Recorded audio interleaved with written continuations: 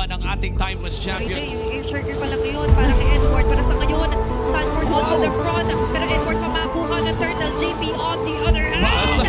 Ay magkakaroon naman ng magandang surge of life. Kaso nga lang mamamatay pa rin siya. Slash here from Sanford. But still hindi ito mag-equate o to-kill na para sa kanya, diba? Pero ngayon, hindi yata magiging okay si JP.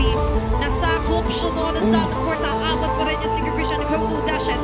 Oh, heaven is the next target. May demon kayo na nag-aabang. Makikita pa si Sanji. Lumilipad-lipad. Kaso mukhang abutan ba? Hindi. Yung muna ang magiging sagot. Safe pa na Cyclone ay at makakatakas pa tayo. Pero si Ohin mag-isa na naman.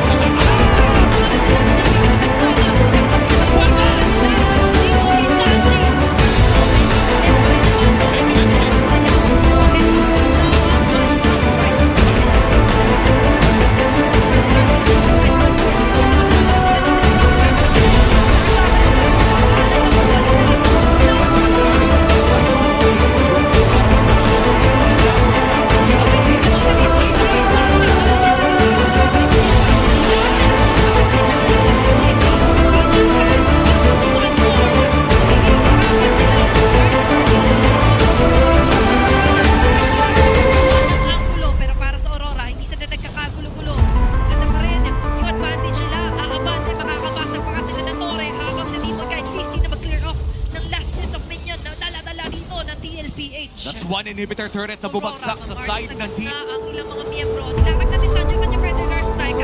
Just clearing off yung ibang ways na dadalaran ng Europa. Pero yung Lord ngayon, ang una muna sa task para na TLPH tunawin. Papapasok pa naman yung middle lane. May Flores Factory pa din kumitig si Light. Ayun na, nakita. Ang gandang angulo nito. Lima silang may Astral Ring.